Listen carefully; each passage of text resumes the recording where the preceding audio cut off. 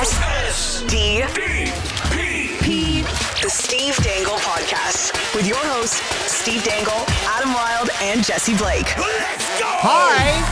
You know, I always love to start the show with news that Luke Kunin might be signing somewhere soon. That's all we got. Oh, Oh, it's not even like news. He's close to making a decision. Yeah. That's like oh, potential. no. Listen, you guys, if you don't understand what happened at the CJ show last year during their live show at Coburg, Boston Pizza, then you missed a good one because somebody from the back of the room was like, the Leafs need to get Luke Kunin in the way that, like, it was like a guttural, like, please tell me how they do this. Now, he did end up getting traded at the trade deadline. And it became my white whale. I was like, now he needs to come to the Leafs. He does. We need Luke Kunin to the Leafs for the content. And so, therefore, he might be. Man, I got to tell you, I doubt There's it. 32 teams he might go to. I doubt it. Now I'm starting to think in terms of, all right, what's left, but also who needs what. One of the things I always talk about is, you know, you hear this player or this team is in on this player. They scored 75 points last year, and then they don't get them. Mm-hmm. And they just go, oh, well, guess we don't get them then. No, you got to move on to plan B. Right. It's weird if you're like, no, we need the 75-point guy. Oh, we can't get him? Oh, well. No. So the Leafs, for example, supposedly were in on Tanner Jeannot. Just heard that on the most recent episode of the Chris Johnston. Don't you know? Don't you know? Now I do, you know. And are they just going to go, all right, well, we don't get one of the most violent players in the league? I guess we just stopped. Well, they got Pizzetta, but he's not an everyday He's guy. not an everyday. He's violent, though. Well, no, maybe they just stopped looking. That's all. I don't think they're going to stop looking. That's no. all. No. Just stop. No. So what's next? I think it's the trade market. Listen, I don't want to be the one to let everybody down, but I'm going to. A player saying they would waive their no trade clause via back channel to a certain team is not the same as player is going to be traded to that team. So Are you the only reason that I give this any air at all is because it's Terry Koshan, and I like Terry, and I think Terry does a really good job. I like Terry too. And Terry's not out there for drumming it up for the likes. He just kind of says it how it is. And Terry heard that Nazem Kadri wouldn't block a trade to Toronto. That is not the same as the Leafs are going to trade for Kadri. As much as people want it for the vibes and whatever, Steve, you tweeted yesterday what? Leafs, Flames, rumors are banned on this show, and they should be banned from your brain. The Flames are not trading anybody to the Leafs. Why? Because their owner, who is a very weird guy who tries to buy elections, is mad and bitter at Brad Treliving. And who's the other guy, the president? Don Maloney. Don Maloney. Don Baloney. I'd say baloney.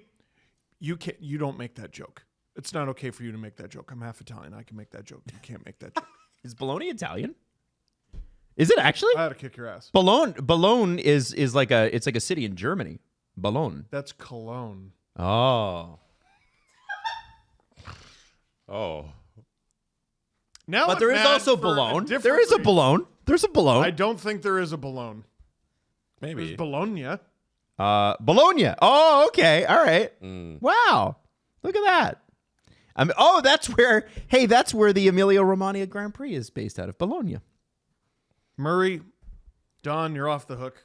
I'm no longer mad at you. I am now mad at Adam.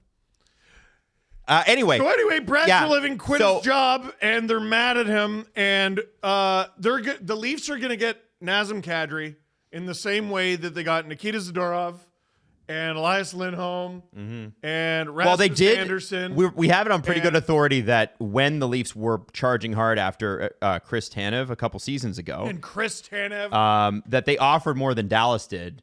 And Calgary would have preferred him stay in the Western Conference and take less than trade him to Toronto. Yeah, because they're big, they wanted massive diaper shitting babies. They wanted Zadorov and Tanev. So it's a funny thing, but that is what's happening. So, and the other thing I want to just alert you to. One thing on Murray Edwards, the owner of the Calgary Flames, he is a member of the Order of Canada. Marilyn Dennis is also a member of the Order of Canada. Order of Ontario. Ah, it's not the same thing? No, it's not. Oh, well, I just want to say congratulations. Well, thank you very much. Yeah, My mother I is, thought they were the same thing. Order of Ontario recipient. Up your rank, Marilyn Dennis. maybe she'll get upgraded. Yeah, maybe. You know? Listen, that's pretty cool. It was very cool. It was very, very cool. And they were going to have like a whole dinner, and then they had to cancel it, so they're going to do it next year. So they're going to have like a double cohort. Order of Ontario. Why did they cancel? I don't know. I think the tariffs had something to do with it. What? Actually? Yeah, it's like there's like an emergency and shit. I was going to get honored at our high school. Oh, I was too. We were going in the same thing. And there was an assembly scheduled for April 2020. Yep. Oh, that's different. So but we just never got it then. Yeah, it never happened. I would have loved that. That would have been very special to me. I was looking forward to that. Apparently, we're on And the it wall didn't there happen. somewhere, but I don't know. We are indeed on the wall because When I'm does- a loser and visit. When does the Order of Canada thing, is it going to happen then? Or, Next June, I think. So they're not going to do it at all? No, they are going to do it. Okay. They're just like No, like this year they're not doing it. They're not doing it this year. There's too much shit going on. Wow. Yeah, Okay. there's too much shit because our American friends have chosen chaos. Now, when it comes to the Leafs and the Flames, and when it specifically comes to Nazem Kadri, I understand why everybody wants him back. I love the man. Sure. And he said, the Koshan thing said, he loves playing in Calgary. That's not an issue. But if Calgary wanted to trade him to Toronto, he's not standing in the way of it. I get that. I want the gold in Fort Knox. I would also like to remind people that Nazem Kadri's not 28 years old anymore, and he's making $7 million a year, which becomes easier to swallow the more the cap goes up. And he's got, I think, 4 or 5 years left on that deal. You gotta and then what do the Leafs have to offer the Flames? Well, So even if you were putting a trade together, the Flames are trying to make the playoffs. Why would they trade Nazem Kadri? I don't see a fit. I don't either. And it's I sad. don't see a fit, but I'm not even going to bother to think of a fit. They're not trading him here. Okay. They are not doing it. So tomorrow when they do, you can clip Steve. Put it all over the internet. The Flames, the last deal between the Leafs and Flames, go. That's a really good question. I know the answer. I know you do. I figured It's this was trivial. so minor. I don't know. Jesse, do you have any thoughts? No, go ahead. Okay. I think you might have his stick, Jesse. Do you use a Radim Zahorna stick? I do have a Oh, Radim Adam Zahorna was a Leaf? Radim Zahorna, he played games for the... He was a big Marley. Yeah, he's a very big Marley. Radim Zahorna was traded to the Leafs for Dryden Hunt. Oh, wow. I remember Dryden Hunt. I liked Dryden Hunt. He had a good little run in Calgary, too. Yes, and I believe he just got a raise. That deal was one of the final deals that Kyle Dubas ever made as Leafs GM. They have not made a deal together since Brad Treliving became GM. So it was Brad and Kyle that made that deal. Yes. So it was a deal. That's a great point, Adam. It's a deal that involved Brad Treliving, but he was on the other side of it.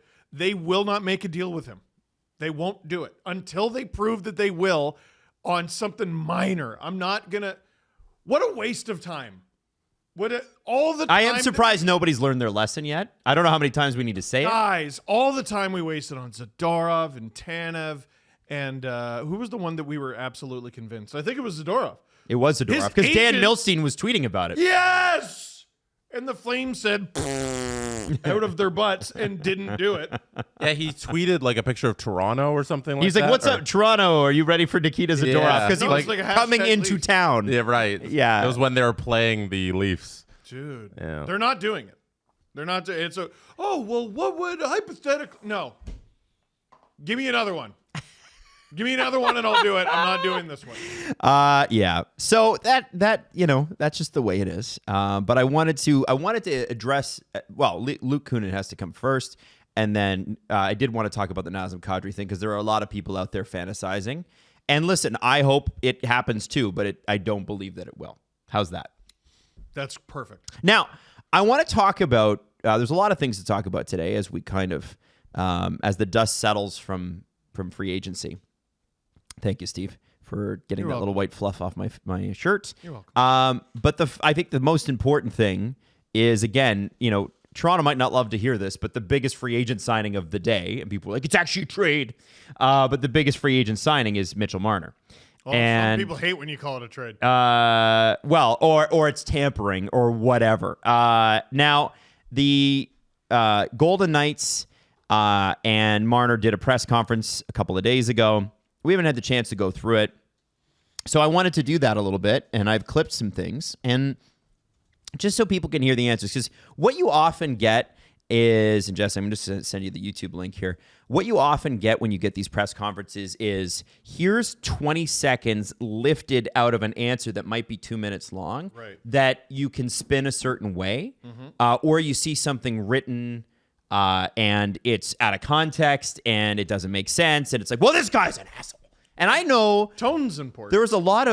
There are a lot of borderline psychotic tweets right now. I think a lot of them are meant with some humor, but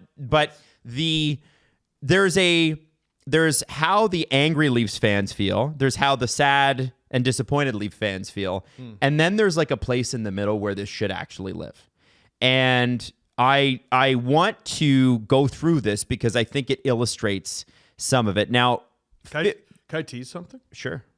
Marner and Era Wasted shot yesterday. Whoa. Shot yesterday. Why are you such a coward? Why haven't you released it yet? Because It needs to be edited. An LFR video.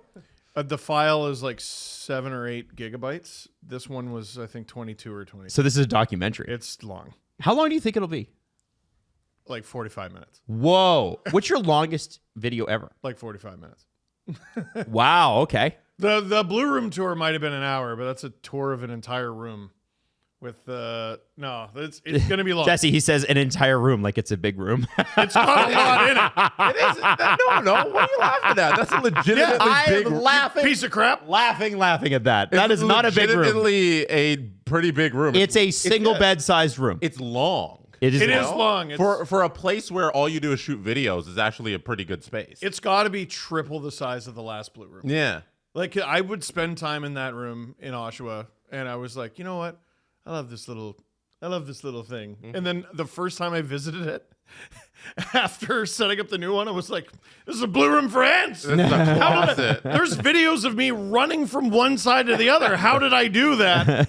It's 3 steps. Anyway. Yeah, funny. and you know what was great about that room is when you stepped on the carpet, you never knew if it was going to be soaked with water or not, right? Oh, the amount of times I went down there, and I was like, if my sock gets wet, I'm going to snap. Yeah. Gotta love a bad foundation. But you fixed it. Sure, it is good of you.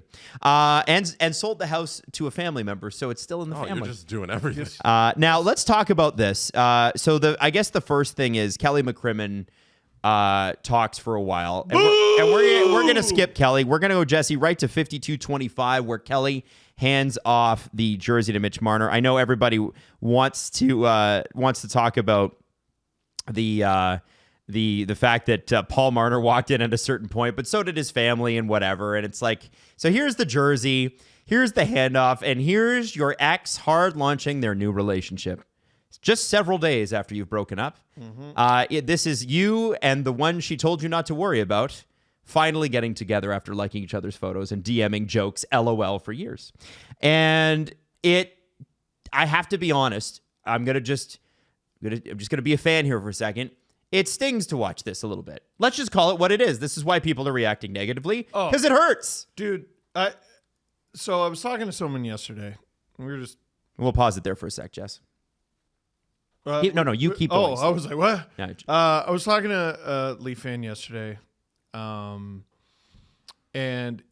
he was just like, he was at some of the games from the Washington series.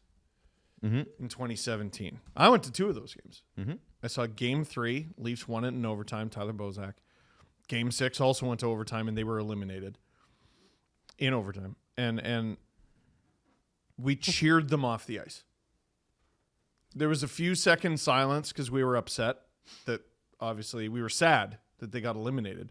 We held out hope that there would be a Game 7 there. There was a time where we hoped for Game 7. That's how long Marner's been a Leaf. And we cheered them off the ice because what an effort. What an effort, what a season, what a reason to hope for the future. And we were just saying, if you had gone back 10 years ago and told fans how this was going to go, they would never believe you. The most pessimistic Leaf fan in your life 10 years ago wouldn't have believed you. Yeah. Yep. That it would end this way, and it would end so poorly. So his first playoff run with the Leafs ended with them getting eliminated and cheered off the ice when they got eliminated. And it ended with him literally getting booed. Booed every time he touched the puck. Every time he touched the puck in his own building. Seeing Mitch Marner in a Leafs jersey makes me extremely happy. I'm very happy he put it on. No bitterness. I'm happy that he's away from the Leafs because you mean a Vegas Golden Knights jersey? What did I say? You said Leafs. You said Leafs. Oh, Vegas Golden Knights Muscle jersey. memory. Seeing him put that on because the mix didn't work. We should all be happy that the Leafs no longer have this player because we know how it played out now. And I don't think you should be sad. I think you should be very happy for the new era of Leafs because there's finally change and the evidence that we've had for the last 9 years that they need change. Yeah, I think much like Dave Bolin once saved Brandon Shanahan from himself by signing with the Florida Panthers. Yeah. Mitch Marner saved the Leafs from themselves and saved himself from the Leafs by making this change. And I think, this press conference, he is a little bit lighter, he's always a little awkward in front of a microphone. But let's have a listen to, they just flat out ask him, first question here. Why did you want to be in Vegas? And I will tell you when to pause it. Vegas being the team you wanted to choose. Well, I mean, obviously the winning regimen they've put up through the last 5 years, really since they've been in the league. Got such a competitive team every year, got such good players here. The living arrangements from talking to Pacioretty and Revo just through the last couple of weeks, it seemed like everything was a pretty good fit for my wife and I and our new son. And, the winning aspect of this team really helped and everything as well. And, the great players they have here. So, lucky enough, it all worked out, and this is where we wanted to be. All right, pause it there. So that quote right there already, it made some news because I think people misinterpreted it. Yes. And he said, talking to Revo and Pacioretty recently, yes, but in the last few weeks, and you'll see as this press conference plays out, this has been a flirtation for over a year. And that's okay. You're allowed to do that. And we're going to talk about the effects of that. Yeah, but it's like if the Leafs had been like, hey, what if we brought in a third? And then a year later, they end up with the third. Because they tried to trade him. They did. Yeah. Jesse, if you've had anything to add on that one, I mean, it's a short quote, but there are some better ones coming up here. I just want to open it. I think this is somebody who is benefiting from not being a Toronto Maple Leaf anymore. I think as much as the fans wanted a divorce from him, and I think it was the best for both parties, I think is going to enjoy his time in Vegas more than he ever enjoyed his time in Toronto. I don't think he'll ever admit it for at least a year. Maybe 2 and as much as 3. I think he hated every moment here. Yeah, I think he was looking forward to this. I think he's looking forward to being in Vegas, and I think he knows that that's a better life for him than living in Toronto. And I think he came to that realization sometime in the last couple of years. Yeah, it didn't start that way. Obviously, things came to a point, but this past season, every time the camera and microphone were put on his face, it seemed like an infliction on his body and soul. Yeah, and the greatest regret amongst everything is that both sides didn't see it earlier. And for the rest of my life, that's how it'll be. And it'll be a shame that Shanahan or Dubas didn't see all of this earlier, and Mitch Marner didn't see it earlier, and that they all could have divorced a couple years before the kids were born. Well, and I think, Jesse, that's such a great way to put it because he references that later. But we'll get to the next one here at 54:40. What's more attractive, or what's attractive about the challenge of playing in Vegas? This is about a 1.5-minute answer. Question. I mean, you want to be in a place where you want to win. That's the whole goal of why we do this. You want to hoist that Stanley Cup. This team has shown that they can do it. You know, I'm lucky enough to now hopefully bring another piece in to help bring it back here. You know, I think we put the most pressure on ourselves as hockey players. That's how we play the game. We want to win every single night. You want to win every battle. You want to win anything you can all the time. You know, like I said before, this team has, since it's entered the league, really pushed to, you know, push the boundaries and be that winning team. And yeah, that's where I want to be. I want to be in a winning situation. You know, I've been lucky enough that I've been on some very good teams that just, you know, haven't. Sorry, everyone. That's my father, eh? New. Dad's phone rang. Welcome to Vegas, eh? Yeah. But yeah, I've been very lucky to be with some very good teams and very good players. And you know, unfortunately enough, we just didn't. We weren't able to get over the hump, and that sucks a lot, to be honest. But you got to look past things. We got a new great opportunity here with an unbelievable team, like I've spoken about the last, you know, couple minutes, and we're very fortunate and lucky enough to be here. All right, stop, pause it there. Can you tell me how much his watch is worth? It looks like because that's a chronograph, and it looks like it might be an Audemars chronograph, I think, which I didn't know they even made them. But if it's an Audemars Piguet, I don't even know if I'm pronouncing that properly. Those can be $200,000 or more. But I'm not saying that that's what that is. It wouldn't shock me if it was. I'm just looking at the bezel on it, and if you look up Audemars Piguet, they've got that sort of steel with a bolted-on thing. I love watches. If you're not allowed to make fun of me for birthday. This is my watch. This was $400 12 years ago, and it's not even technically like it's a Burberry watch, which is not a watch brand. It's just a clothing brand that has a thing on it. So I bought this when I got my first morning show. Burberry's none of the hands are moving. But that is not because there's no battery in it because it's not fixed. Yeah, so a watch like this is what's called a Fix the watch. What do they call with this? They call it a watch. Where it's basically a brand buys a watch that they just slap a name on and then they upcharge you. So this is the first watch I bought, and then I learned about watches and I was like, oh, these are actual watches. Yeah. These are brands that are like, like whenever you see, I don't know, what's a big brand like a Dolce & Gabbana watch? It's not a Dolce & Gabbana watch. It's, hey, we put our name on this watch so we could charge you a fortune for it. Right. Now this watch happens to be a well-made one. I just haven't put the batteries in it. But if I could spend my $400 differently, or if I was going in the future, I love this watch. I would buy a watch. And an Audemars Piguet is one of the best watches. It will never lose time. It's an absolute fortune to buy. You should look them up. They're very cool.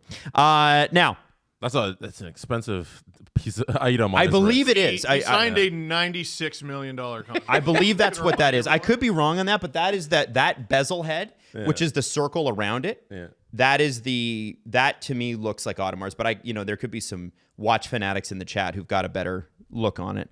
Now, let's move on to one of the quotes that I think people got really pissed about, again, because it's referenced again, and that is the mentioning Revo and Patches, lifestyle in Vegas, and this time mentioning privacy. We'll start at 56-57, Jesse. It's pretty special. So, like I said, I got lucky enough to talk to Revo and Patch Ready quite a bit, just about everything off the strip, living-wise, the schooling-wise, just how tight-knit the communities are, the privacy-wise in that aspect too. So, yeah, a lot of things just checked our box. We, my wife and I like to go out and, enjoy ourselves and have nice dinners and stuff like that, and we can still do that going down to the strip, or you can do that in the Summerlin area, and that's something that really dragged our attention. That one's a little pointed. Yeah. That one's, I can't go out in Toronto and do anything. I'm not a fan of that. You can, he's saying it directly. Okay, so I think it's a Audemars Piguet Royal Oak offshore. Right. Audemars Piguet Royal Oak offshore. Can I just say, if I had a laptop in front of me, how you would scream at me. Yeah. Okay, so I'm just letting you know it's $50,000 that watch. If I'm right on the watch, it's 50 grand. You would throw Steve out of the window. For Real. Yeah, sorry. So yeah. So he went thrift shopping. You're saying? Yeah. He's eating with us poors. I mean, dude, $96 million contract. He can afford a $250,000 watch. Yeah, but over $200 million in career earnings in contracts, Canadian. Yeah, he'll be fine. Now, so he talked about Revo and patches and that, and he then talked about the privacy. Let's be clear here, and I want to talk about why the privacy aspect might be important to the Marners. Because there has been a lot in the news about players, and I'm thinking specifically Nick Ehlers. Yesterday there was a conversation from Drager on TSN about how Ehlers wants to go to a quieter market because playing in Winnipeg especially, you are you're a god there, but you're also in a fishbowl. That's not a huge city. Yeah. Everybody probably knows where you live. It's the only team. It's the only team. Like, I mean, you get the Blue Bombers, but yeah. I'm talking major pro sports team. Whoa. Out of the 4 leagues that are really significant. This is Manitoba Moose erasure. Yeah, exactly. How dare you? You know, because they make so much money, the Moose. Probably do. But Sorry, Milt Stiegel. You got to remember Marner's, what's happened to him here. And, you've heard sort of some of the basic stories, like, after the Montreal series, people were throwing Habs jerseys and golf balls on his cottage front lawn. Is that story out there? I'm pretty sure it is. Oh. There were people that have thrown garbage on his front lawn in Toronto when, they got eliminated and you played like garbage. So people are literally like, that is psychotic behavior. Yeah. And then he and his wife, and Tyson Barrie made a joke about this, so I know that this is out there. But he and his wife were held up at gunpoint by somebody who wanted their Range Rover. Yes. Yeah, that was a news story. That's not. And so that's not fan related. That's just being a rich person in the wrong place at the wrong time. Yeah, it wasn't like, hey, 16! But your expected goals are garbage. Get out of the car. But it was a crime. From the people I have spoken to. And they had no idea it was Mitch Marner. Yeah. Yes, they didn't care. Yeah.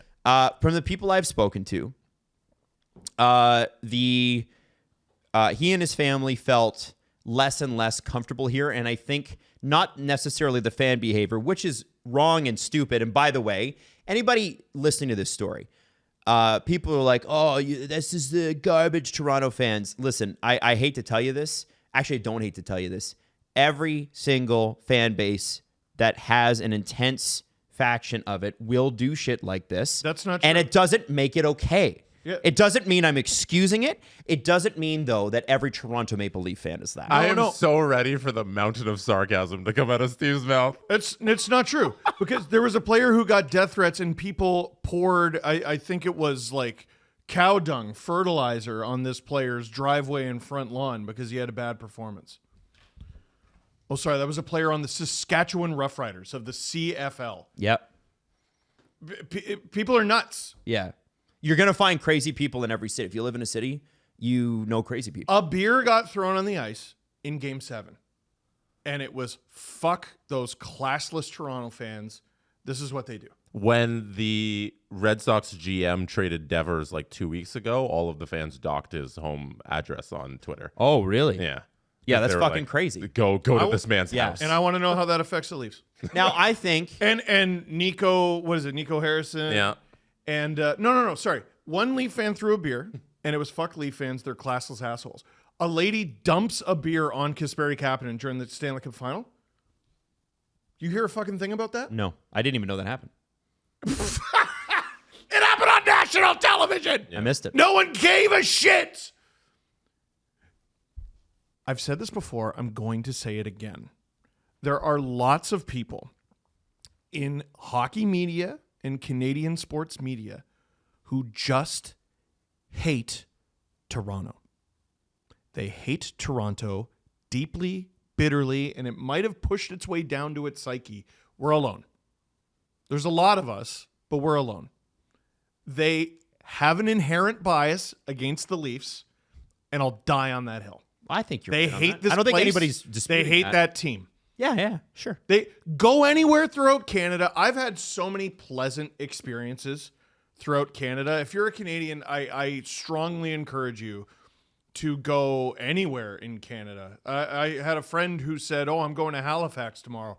I was immediately filled with jealousy. I was like, oh my God, I love Halifax so much. But there are lots of places you can go in Canada, and someone's attitude will change the moment they find out you're from Toronto. Dude, They don't like you on principle. Dude, you should have heard what happened when I was on the morning show in Calgary and people found out I was from Toronto. That first week, and that was it brutal. for you for them. City Brutal. slicker. Brutal. That was it for you. I mean, for them forever. Yeah. No, they thought I voted for Pierre Elliott Trudeau. Did you own cowboy boots? I did, and I still do. I Hey. still have my boots because you Are they like the nice ones? they I'm are talking about? because you got to soak them in water and then sit in them, and that's how you get them to get I around know your. all this shit. Like Because I why- lived in Calgary. I lived in Yeah, Calgary. I guess you're right. and I love Calgary. Is that a big watch province? I know sure. a dude who owns. I think they're $3,000 cowboy boots. Oh, mine aren't that much. Mine are like mine We're were. talking about the same person I think you're talking about. It's a hat.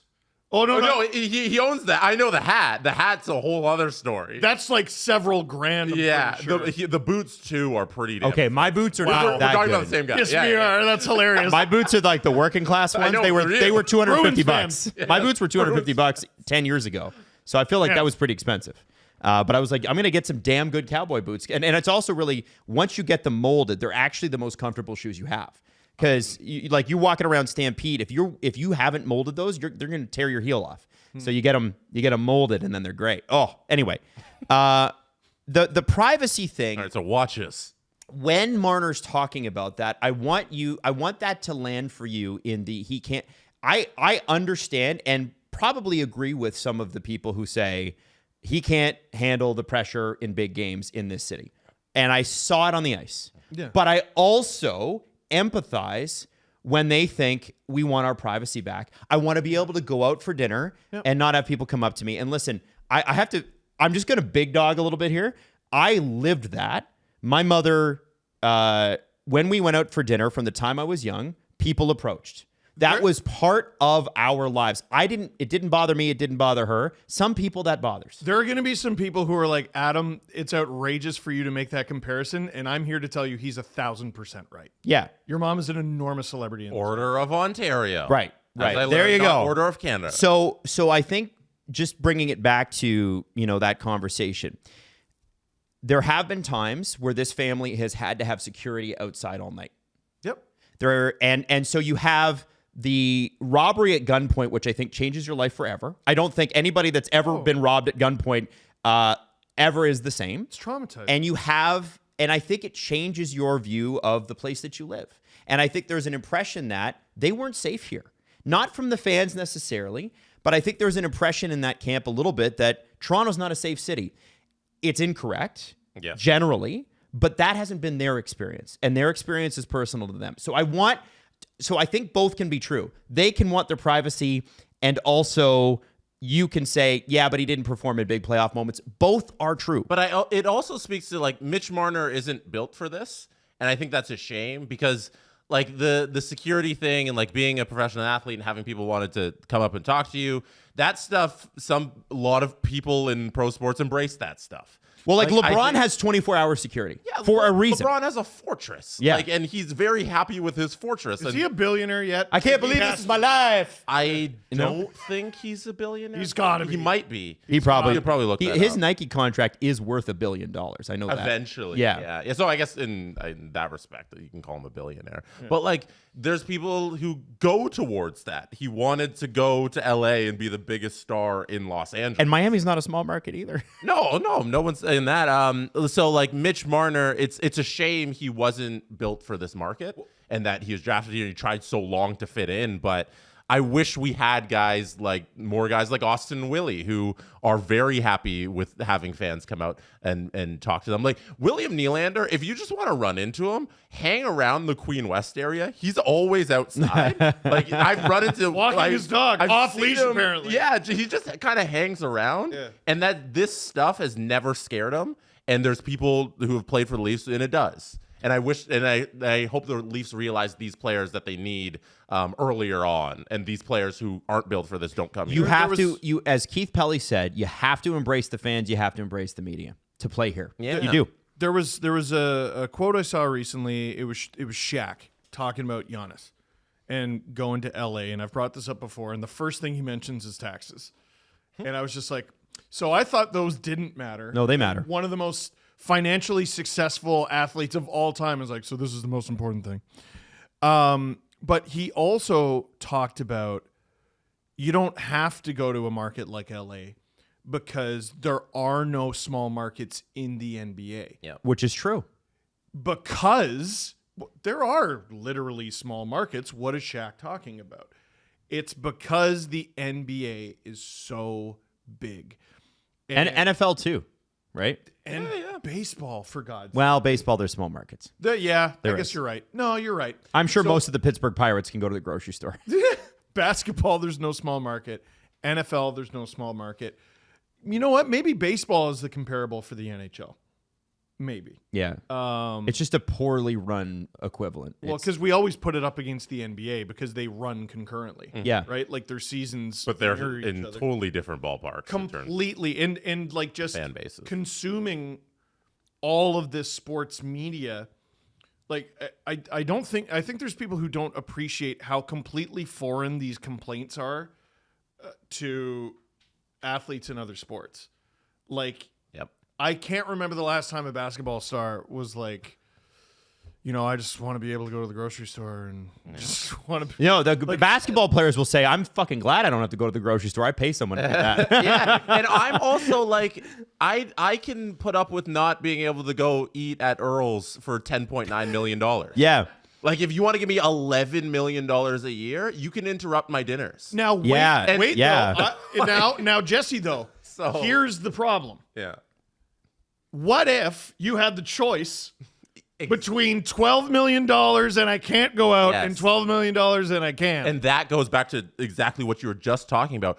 The NHL is different in that there are markets where you can make that money and hide. Yes. And that's why I think so many guys love Florida. I am disappointed that the NHL is in this spot where I wish there wasn't these markets. Well, and there won't be very soon, guys. Yeah. It's changing hopefully. very quickly. Hopefully. when I hear Nikolai Ehlers, it doesn't have to be Marner, and I wrote about this at length in my book, and it had nothing to do with Marner. It was my focus was Radko Gudas and like Ryan O'Reilly. Like, it's so disappointing that hockey is in this spot because to me it is anti-pro sports. So I completely understand the allure of that life. So wait a sec. I get generational wealth on top of generational wealth. And I get all my privacy. You're talking about every member of the Florida Panthers right now and how they look at this. Yeah, but not for long. They keep winning. That small market thing's going away. I hope so. I hope we look at this and there's 32 Torontos. Yep. And 32 I think we Winnipegs. are coming to that. Like, you look at all people are talking about is the success of the Florida Panthers. And then before that, it was the success of the Vegas Golden Knights. And then before that, it was the success. And I'm not talking about on-ice success. Yeah, I'm talking about off-ice. I'm talking about, and then before that, it was the Nashville Predators. And before that, it was the Tampa Bay Lightning. And so, this is a moment in time. But if a well-run league is a well-run league, there are no small markets. And I think with the Ehlers conversation, which we can get into a little bit later, Ehlers would be like playing for Green Bay. It's a small city. You're in a fishbowl. You don't get away, right? Toronto, you can hide. You can hide in a city this big easily. And it's unfortunate, bringing it back to Mitch, that these events unfolded the way that they did. And as a Leaf fan, I can't own that some asshole put trash all over his lawn. But I can empathize and go, man, that fucking sucks, and I would hate that. Well, some people do blame you for the trash on his lawn. Well, yeah, but they're morons, so who cares? Fair enough. I like if I'm not taking life advice from you, I'm certainly not taking criticism from you. Do you know what I'm saying? I don't care. My point is, when I look at why Mitch, you got to look at the motivation of the athlete. Jesse nailed it. He's not meant for a market like this. He's meant for a market like that. I don't want this guy on my team. I know he can't perform here. Yeah, and we saw it. And if he has success in Vegas, he'll be like, yeah. And my question is, and we'll go to the next question here in a second. My question is, you get it. A lot of people, we talked about this for years. We got it. Why didn't the Leafs get it? And when Keith Pelly walked into Brendan Shanahan's office at some point and said, we're done here. And then it reminds me. I gave them shorts. Yeah, Shanny, here's your parting shorts. There was no logical justification. Hold on. Let me finish the point I was going to make. I interrupted this point. Let me finish for my it. point. When Michael Andlauer talked about Pierre Dorion getting turfed, Michael Andlauer was very matter of fact. And I love when Michael Andlauer talks to the press. He probably shouldn't, but I love when he does. And what did he say? He said, I talked to Pierre, and this mistake that he made cost us a first-round pick. And I said, the result of that should be forfeiture of your job. And when I look at Shanny, this is the same thing, only worse. Because this was a mistake, but it was intentional. Mm-hmm. You lost us, not just a first-round pick, but a star. Thank God we were able to grab something for him. But at the time when Shanny was fired, we were going to get nothing. And he was never coming back. And for Keith Pelly and for Ed Rogers and Tony Staffieri at Rogers, there is no other option but you cannot be here anymore. And the frustrating part is everybody warned them. You went through coaches, how many assistant coaches, how many head coaches, how many new players, how many this, how many that, whatever. And you can blame the flat cap like Kelly McCrimmon did. No, I blame you not recognizing the market conditions changing and not adjusting on the fly, you morons. And so when we look at this scenario, Shanny was warned. He was warned on this show. He was warned on, all the media said it, all the fans were saying it. And yet here we are. The birth of the core four is when Marner signs his contract. Mm-hmm. Why that? Willie was already under contract. JT was already under contract. Austin was already under contract. Mitch was the fourth. Mm-hmm. Fourth one to sign his deal. That is the birth of the core four. World stops in 2020. Cap stays flat. The plan with those contracts is the players are going to get better. The cap is going to go up. Mm-hmm. And the plan only works if both those things happen at the same time. If the cap goes up and the players don't get better, it doesn't work.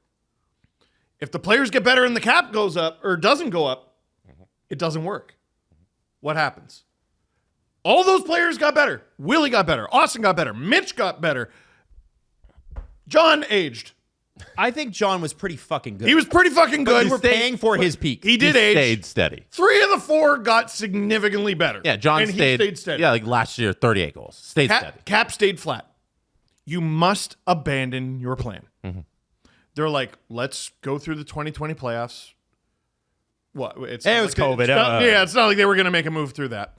But then in the offseason, there were warning signs about that 2020 team, by the way. Of course. Oh, yeah. And then the Canadian season happens. But again, it's weird. It's COVID. There's no fans. 21-22. Tampa. You lose to Tampa. To me, after the 21-22 season, there's no logical justification to keeping the core four together. I feel that way about the Montreal one. Yeah, I think it was a year earlier because even I agree. In front of no fans, they couldn't get it done. I know. Like, I thought the pressure was the fans. Well, there no, was Jesse, no one there to watch it. That's not true because they weren't there actually 500 nurses they there? choked on the series when they allowed 500 people in mass all the way up in the front. Oh, that was God, too much. bro. That was too much. Yeah. But anyway, I agree. Mm-hmm. But you could make the argument. Oh, totally. But after 2022, here I'll give you an argument. Yeah. We took the Stanley Cup champs to 7. Oh, sounds familiar. Off. Sounds very familiar. Fuck off. I cannot stomach that nonsense. It's beneath all of us. Knock it off. It's a loser mentality. It's just not true. It's straight up. It's also straight up loser ass. No, it's factually true. It doesn't tell you anything. It's using the truth to lie. Yes. And it's a loser ass mentality. If you were close, you would have won. Yep. If you're close, you would have got close. They weren't close. They were in the first round. You weren't close. That's not close. And then you get your bottoms patted by Florida. in 2023. 2024, you lose to the Bruins the same way. They were close. And then this year, like, Yes. Shanahan should be borderline unemployable. He's in the Hockey Hall of Fame. He clearly knows his shit. He started pretty well with the Leafs. But, you know, we often talk about Dubas and too much too soon. Shanahan Was way too much too soon. He was a first-time president. He was a rookie. head of the Department of Player Safety to president? But that's how the NHL does it. Lewicki called Gary Bettman and said, who should I hire? And Gary said, well, here's one of my guys. Oh, Bettman fucked the Leafs, you say?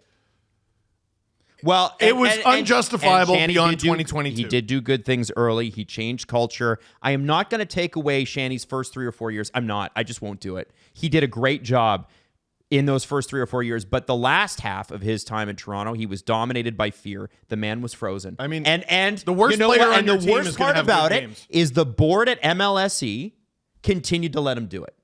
They liked him. And so, and because Shanny's very good at managing up. He's very good at the people, working the people above him. And God bless him, he made a lot of money doing it. And maybe if the guy at the helm wasn't so busy strong-arming and alienating his that's family not members. who kept him there. Well, who It was Larry Tannenbaum who kept him there. Just like Larry kept Masai there. It was the Rogers guys wanted him out Damn. 2 years ago. Terrible. The worst person you know makes a great point. Now, let's talk about let's go to 58-43, Jesse, because, you know, one of the things, and Mitch sort of confirms this in this clip, but I've been telling you for months that Mitch Marner told the Leafs at the beginning of the season, we are not negotiating. He alludes to it here, but we're going through this contract and we're going to free agency. And then 2 days before free agency begins, he doesn't go to free agency. Why does that happen? Let Mitch explain. It was a wild one. It was unexpected in a way. You know, we didn't know what was really going to happen. I expressed to my agent that, you know, we had a couple teams that we really liked and really wanted to look forward to meeting with and talking with. And, you know, I thought through just speculation, stuff might really start falling around draft night. You know, I think that's when stuff kind of happens, especially with signing trade stuff. So we were kind of just hanging out at home, not knowing really what was going to happen. With a bit of speculation, maybe something might happen eventually. And then, yeah, I don't know. My agent called. You know, we kind of got the word on Friday night that something might be going down with Vegas and Toronto, and you know how that feels to my wife and I. And like I said, this was a spot that was very high on my list, and you know, we wanted to come here, and kind of went back to my agent and said, you know, I'm open to doing this if we can find a way to do it. And you know, a couple hours later, Kelly called me and said that you know, we got a deal going on. So was very happy, very fortunate, and yeah, I don't know. You know, we thought about going to free agency, but this is the place we want to be. We didn't want to lose that opportunity, and we want to join this hockey team. All right, pause it there. So, you know, this is what this man wanted.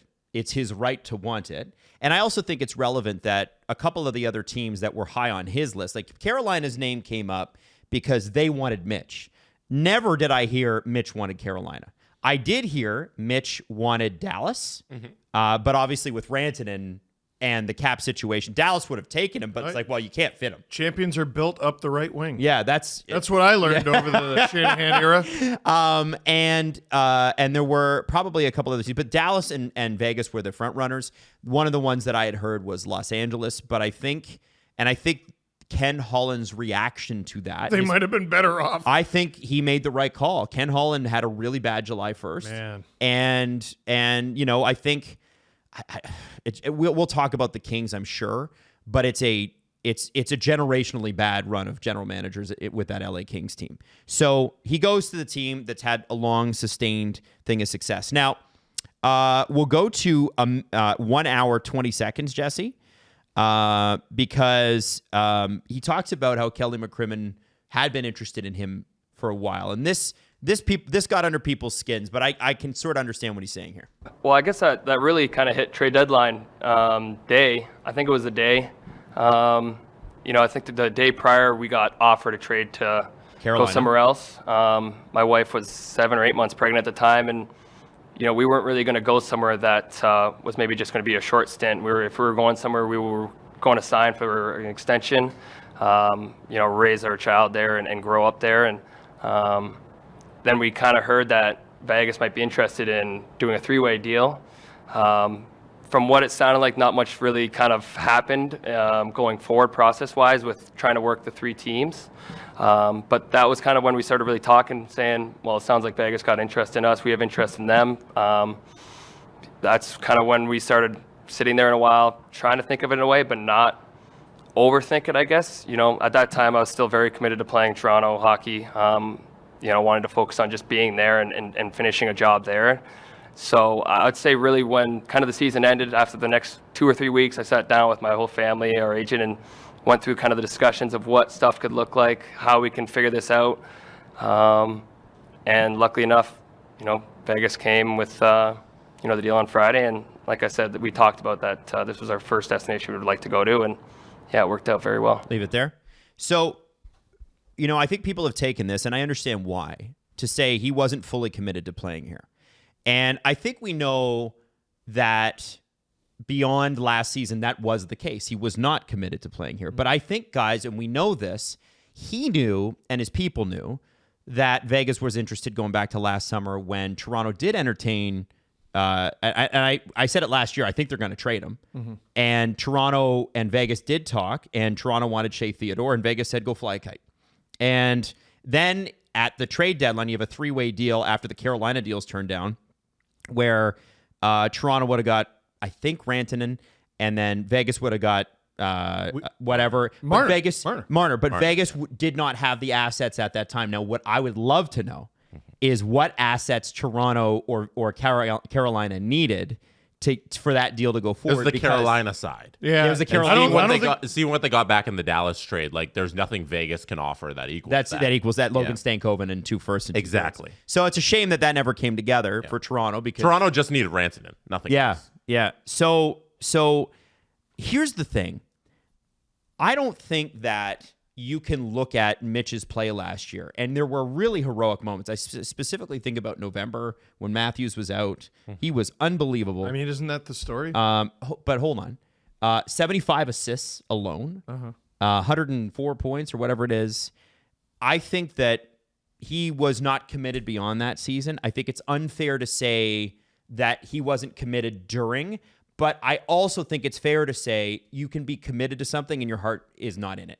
I think, is that fair? I think if you know your time at a job is coming to an end, even if you think you're giving your hardest, I don't think that distraction was good for Mitch, and I don't think it helped his play. No, and distractions kill this guy. I think in November, it's cool, but come May, April, if one day, God forbid, the Leafs are playing in June, and then they're not. So Mitch never had to face that. But him knowing that I'm leaving this team, I don't think that helped. You're not beating Marchand when you're thinking about that sort of thing. And that flirtation started last summer. Yeah, he knew about playing with a clear mind, and he wasn't. The Kachuk, you're beating one of them, I guess.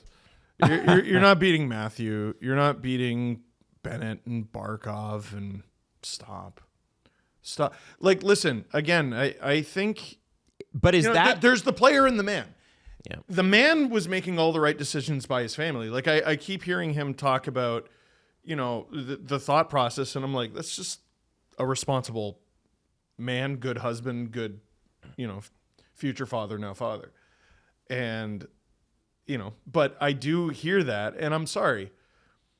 It does take a couple percentage points off. Yeah. Again, you're giving your best, but your heart's not in it. It's different from I'm inspired and want to do my best. I'm not under the belief that these athletes are robots. They're not. Everything that goes into their life, it can manifest itself on the on ice performance. Mm-hmm. And Mitch Marner, a person we know who can't handle these things, having that in the back of his mind, I'm docking a few points off of his play because he was 1 foot out the door with the Toronto Maple Leafs. And can I tell you what frustrates me the most about this? Because I agree with both of you completely. Is that I don't think you couldn't see this coming. And I think this dates back to midway through 23-24.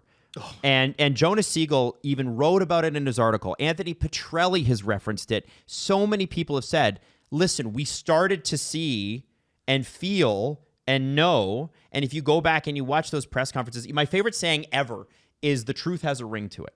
You can tell when somebody is into something, when they're honestly giving it whatever, and you could tell when somebody's over it. And dating back to Brad's first season with like Bertuzzi and Domi and Keefe's last year and whatever, you could tell he was over this. Yep. He was over it. And it doesn't really matter why at that point. What matters is what are you going to do about it? And the Leafs choose and continue to choose to do nothing. Dubas's legacy here is poor, frankly. He was going to trade this player. He was going to trade him. He was going to trade this player within a week, probably. At least 45 days, Before July 1st. Before July 1st. It might have changed his whole trajectory. No move clause kicks it. We'll never know. And that could have been 1-for-1 for Rantanen. Seeing how that whole thing played out, it looks like that could have been on the table. Although Dubas, he would have been like, I'll get several picks. I'll trade them all down. Said it for how many years? 2. And got well, longer than that, I guess, yeah. And we got so much shit for it. And here we are. And they got Nick Waugh. Who I like. Yes. I like Nick Waugh. But also fuck my life. Yeah, totally. Like, are you kidding? Mm-hmm. Yeah. Are you? This guy spent 9 years here. The only person who didn't see this coming was the guy in charge. And now we all got to pay for it. Mm-hmm. Cool. And Super stoked. Thanks, Brendan. And he's got so much money, it doesn't matter if he works again. Exactly. Yeah, part of that from fucking the union. Yeah, true. That's actually true too. That's the story. So this is the part for me that and I want to just dwell on this for a second, guys, because I think it's really important. With Brad, I have seen Brad Treliving do things this offseason that normal teams do. And you have to forgive us if you're a fan of our team. Because our teams never did that. It feels like they're in the real NHL. Alex Brownscombe from Maple Leaf Hot Stove wrote, when you talk, he did sort of a retrospective piece, which is probably a much smaller version of the gigantic documentary piece you're releasing here in the next few days. And what he said was there was no basis for Shanny and Dubas to pay Mitch Marner what they paid him. But they buckled because they didn't want the hassle. And that, to me, spoke volumes, and I think it was such a great way of putting it together, spoke volumes about where the Leafs were. Just, listen, we've done all the hard work. Don't take this away from us. Don't make me do more hard stuff. I only get paid $7 million, and in Kyle's case, I think it was a couple million at the time. Shanny was making $7 million. So almost $10 million combined in that room between those two gentlemen. Please don't make me do hard stuff like negotiate a contract and use my leverage the way that Brad did with Matthew Nyes, with John Tavares, with Steven Lorentz. I know he's a smaller contract, but it doesn't seem to matter. It's like, oh, you want to be in Toronto? Michael Pezzetta, you're going to have to take league min. You want to be in Toronto, Matthew Nyes, you're not going to make $10 million. Mm-hmm. And that is a normal functioning team. What I don't understand, and what will always bother me about this era wasted, Steve, to quote your brand, is why that was allowed to be okay. And it's not like we were against it the whole time. So what I remember, the numbers were coming out for Mitch in 2019, and they were, for that cap, astronomical. $13.5 million from or $14 million from Columbus, something like that. I think it was 12. Yeah, go ahead, sign that deal. When McDavid was making, I think eight? had just signed 12.5, and we were like, holy shit. Yeah. Right? Yeah. Oh, sorry, Draisaitl making 8. So the deal was signed, and the justification, so it's 10.893. I'll never forget the number. 10.893. It includes his jersey number from junior. I don't know if they rounded down from 10.9. It ended up going up to 10.904 for some reason. There was some weird cap adjustment. But when he signed it, it was 10.893. And everyone's laughing at the Leafs, going, holy shit, that is so much money. This guy should be making like 9. And there were a bunch of restricted free agents who hadn't signed their contract yet. Mm-hmm. The biggest one and the most direct comparison was Mikko Rantanen. So when Marner signed September 19th, 2019, $65.358 million because he had to get his junior number in there. Everyone's laughing because that's so much money, and for as long as it took between Marner's deal on September 19th and September 28th, I was saying, wait till Rantanen's comes out. Wait till Rantanen's comes out. If it's as much as Marner's or close to it, you're going to be sorry. And Rantanen signs for 6 years, just like Mitch did, but it's $55.5 million. It's almost $10 million fewer dollars, and the cap hit is 9.25 instead of nearly 10.9. It's a huge difference. And Made a huge difference, let's be honest. what was the huge difference in Mitch Marner and Mikko Rantanen's careers so far? Both of them have killer regular season numbers. You might even give the edge to Mitch. Rantanen has had higher scoring seasons, but Marner's, I think, He's just beaten him maybe in more consistent. Maybe, I don't know. I haven't looked at at the numbers, but yeah. Rantanen just mops him in the playoffs. Mops him. Even this year, where like people are like, "Oh, he was disappointing." Like, I mean, he carried down. Mikko Rantanen was disappointing this year. like He carried them in the series against the Oilers. But if you look at the for God's points, sakes. I would love to know the points he had in the series against the Oilers, and then you put it up against Marner. It's like that's just his like playoff average. Yeah. It's just in the Marner era wasted video. He had 9 points. Rantanen had 3 points against the Oilers this year, or you want to go back? No, this year. This year, yeah, 3 points. Marner had 9 points in a 7-game playoff series once. That was against Boston, wasn't it? It was. I was at the game. You could. That's half of the series. I was at the game where he like blocked the puck off his face. That was 2019. That was crazy. 2019, they won that game, and they were up after game 1. They were up after game 3. They were up after game 5. They were up after the third period of game 7. Or no. 2019 was one of the worst ones. They lost that one 5-1. They had an opportunity to win in Toronto. They had an opportunity to win in Boston. They lost. 2018 is when he had 9 points in 7 games. Wow. That's the peak. Mm-hmm. That's the peak. It's a shame. Rantanen, by the way, in the other series against the Oilers when he was on the Avalanche in the 22 season when they won the Cup, a goal every single game in that sweep. McKinnon. So he's a McKinnon merchant. He went 4 for 4 in goals in that 4-game series. Yeah. And Nothing like, without Nate Dogg, though, are ya? yeah. No, like Mitch is not the only disappointing. No, but this happens to be about Mitch Marner leaving. So Yes, it does, but also he's the most disappointing, and that is valid. Yeah. I'm trying to. Here it is. This is producer Drew rage baiting, but with with the He's truth. never done that before. No, never. He's never done that. In games 5, 6, and 7. That's 2019 to 2025. Nylander, 20 games played, 8 goals, 8 assists. That's pretty good.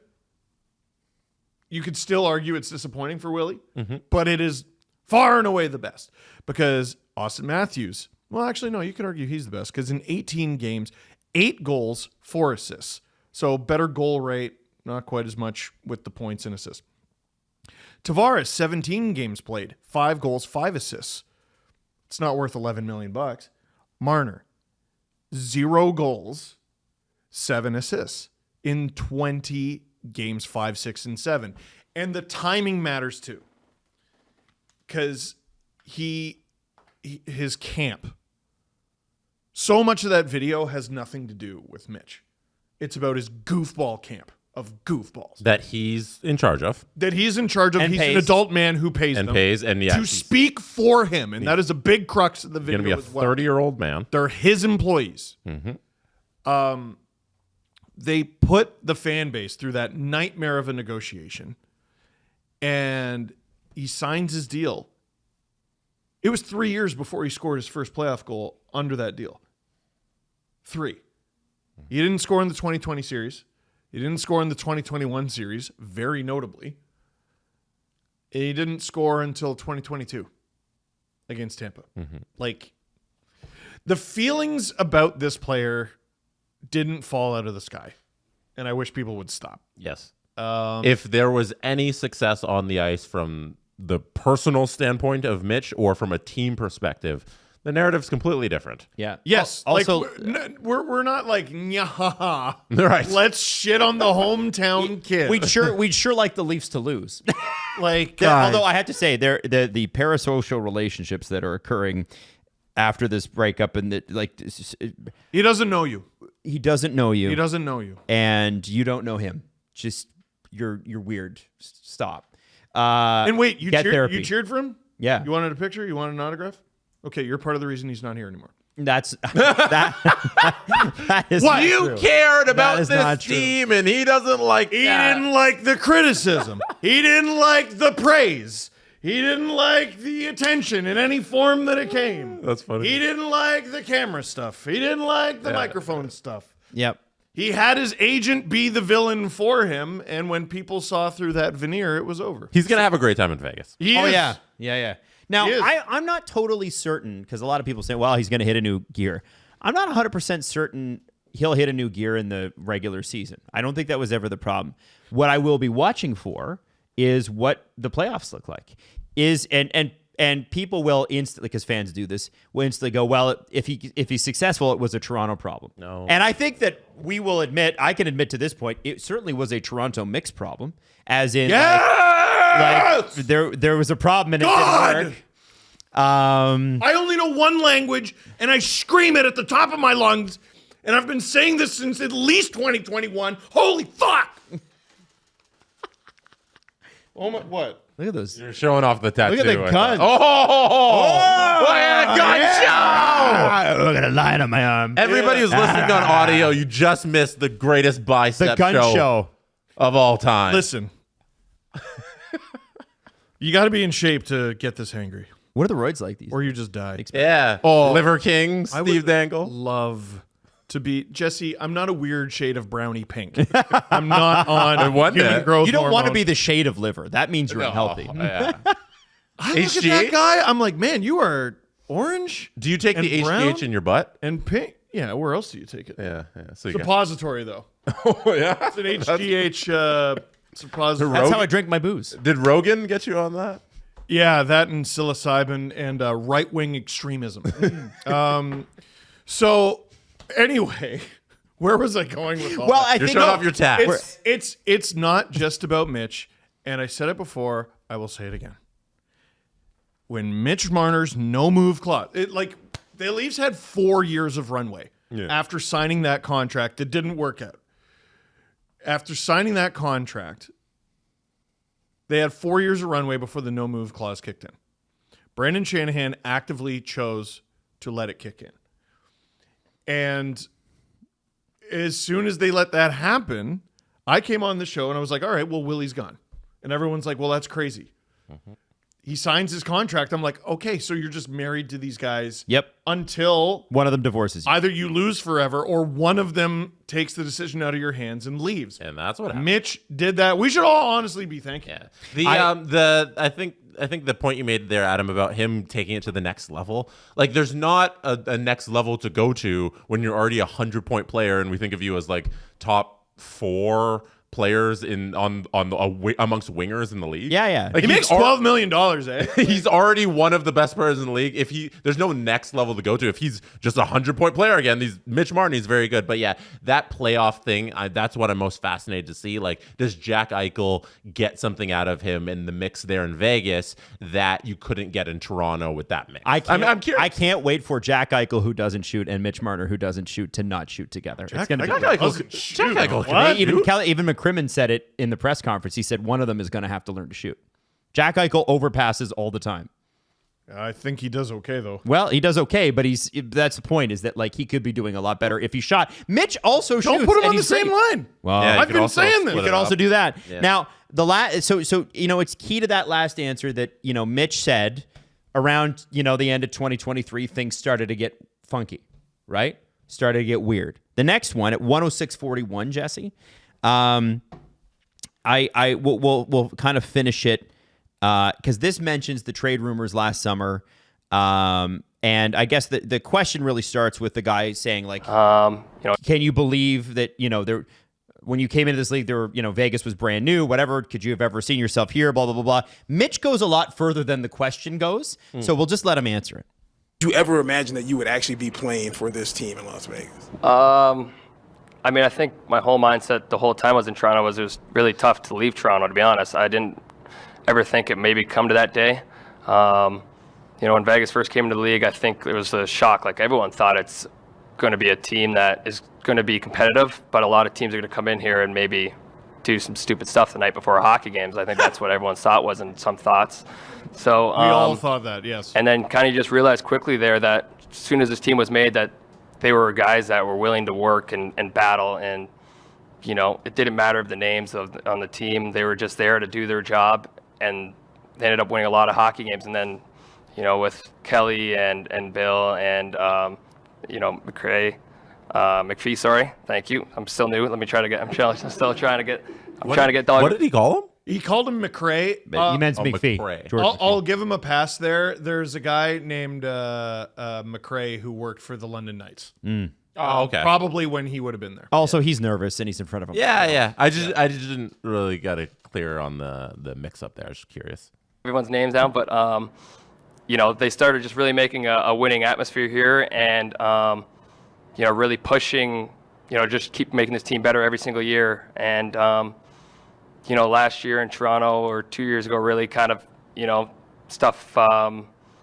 We didn't win, obviously. We didn't do what we wanted to do. Stuff started kind of going, a little north, a little south. We didn't know what was going to happen. A lot of trade rumors all last summer. Didn't know what was going to happen in that regard either. And as soon as the year started up, we're ready to commit and play hockey and see what would happen. But at the same time, we're willing to take it to the distance, and kind of told Toronto that that was our plan. And I was so grateful to play there for 9 years. I said it at my end of the year interview there that I took a risky pick on a small kid from Toronto that was forever grateful to be able to wear a Maple Leaf jersey, and forever to be able to play in front of some of the greats that ever wore that jersey. But just now it's being a family man, a father. We thought our time was ready to look somewhere else and find a new home and find a new place to grow our family. And like I said, I'm so grateful to be here, and so happy to be a part of this team. So I don't believe that bullshit for 1 second about risky pick. No, You're not, no. Your Steve. dad said you should have gone first. Well, that is a yeah. No. His dad can't didn't say that bullshit either. me. I His know dad too didn't much. say that. His dad said If Connor wasn't there, he would have gone first. He should have been in consideration for first overall. And yes. no, yeah. Was Well, and Connor now not you're there? with number 2, and you can the resent Leafs him. did take a risky pick, because if you remember at the time, Babs and Mark Hunter got into it on the draft floor because Babs was like, "I don't want us drafting little boys. I want Noah Hannafin." Yeah, we're not drafting children, I believe is the phrase I heard. There you go. So and so that was a risk. It's a risk at that high. You're still going to get a good player. I don't think he was saying like it his wouldn't camp work does out. not think so. To Steve's point, it's also a good line. It's a good line to say in the media. Yeah. The Leafs took a chance on this little boy. Oh, a lot of It's a good PR one. is bullshit. Yeah. That's okay. He did say, by the way, As long in as- there, as I referenced before, that this has been going squirrely for 2 years. 2 years. He mentioned I it. was He just shocked to told hear you. him say And it. by the way, we could feel it. Yeah. Now, I was I hope excited. Shanahan has a real comfortable cottage with a long dock. He does. And never darken our doorstep He again. probably Like- has 3 or 4 cottages with the money he made, dude. Like what a stubborn, ridiculous mistake he made that who knows what damage it did to your favorite hockey team. The 2 years thing, that to me screams just the Kyle Dubas timeline. Yeah. 2 years would be when Kyle Dubas was fired. He was going to move Mitch Marner. I think that's confirmation that was going to happen. Or Willie.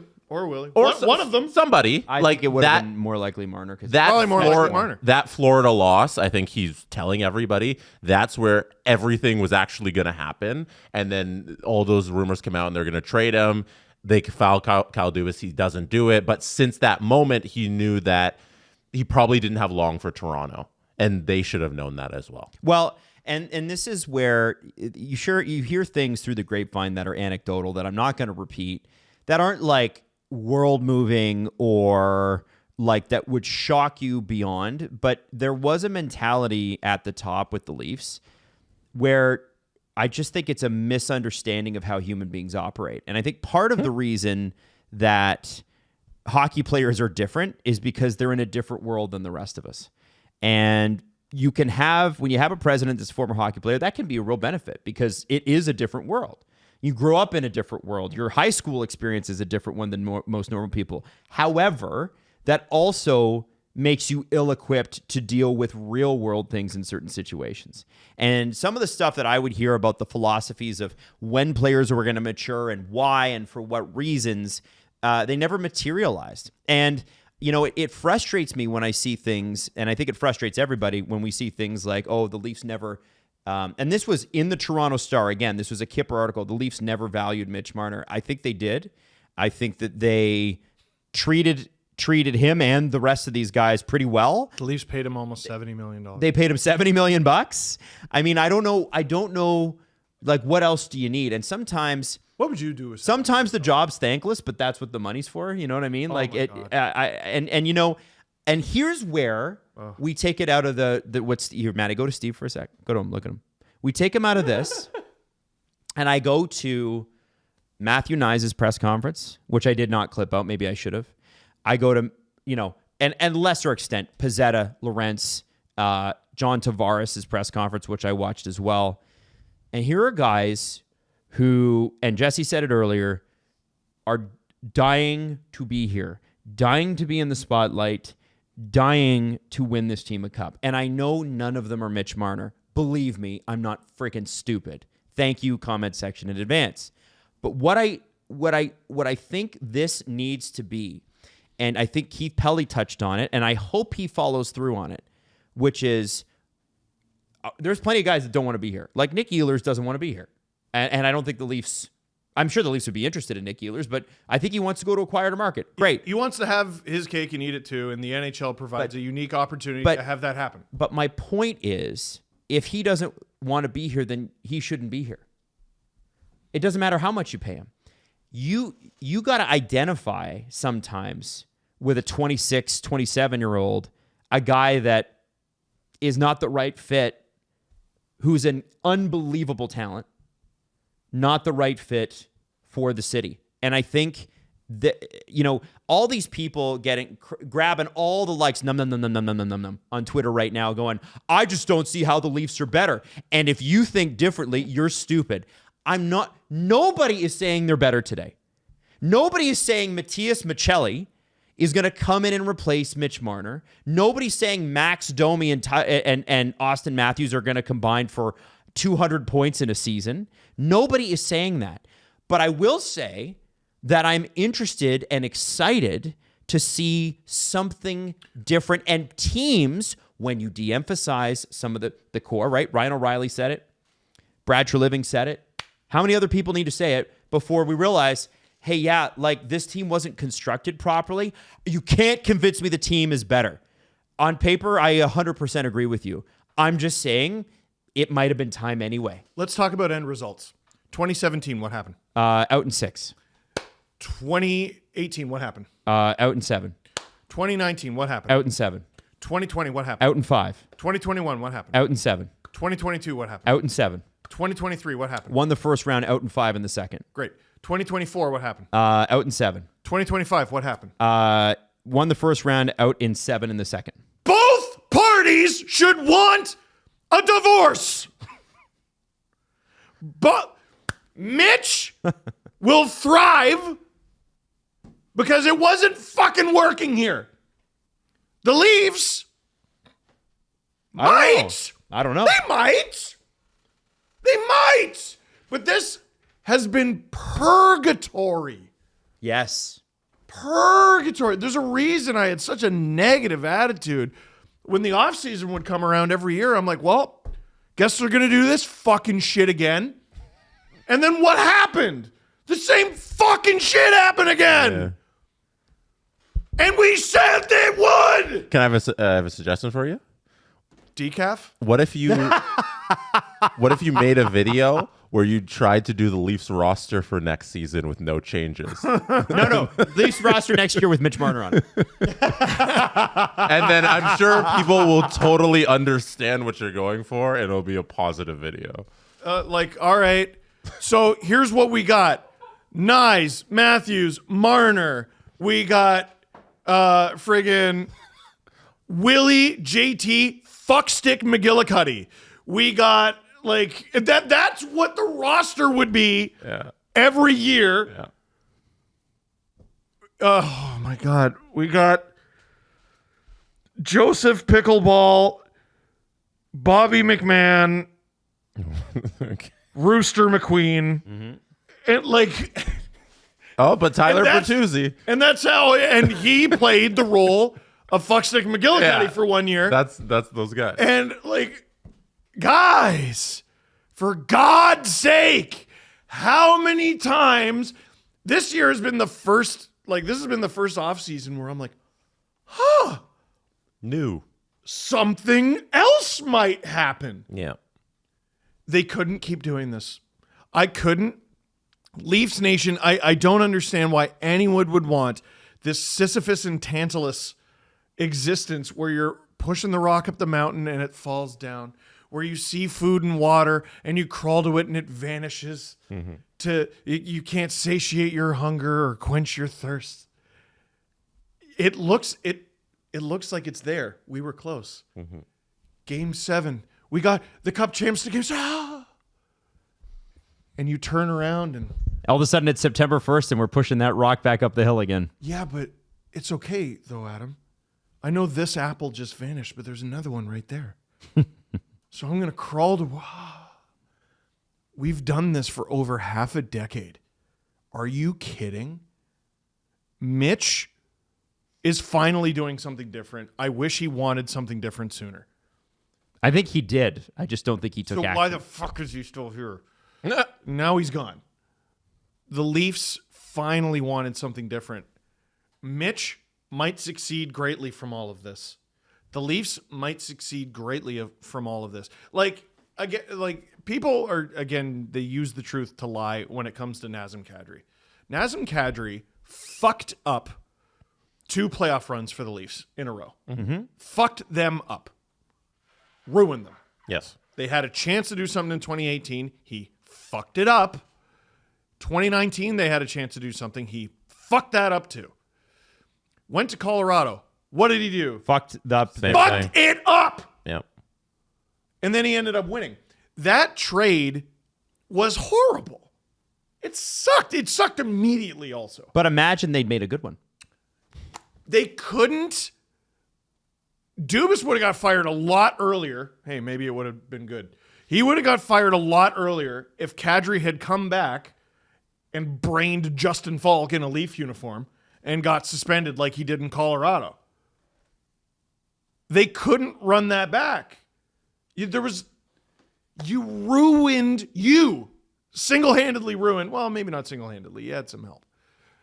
But you were a big factor in ruining 2 years of hard work thrown in the fire because you couldn't hold your temper.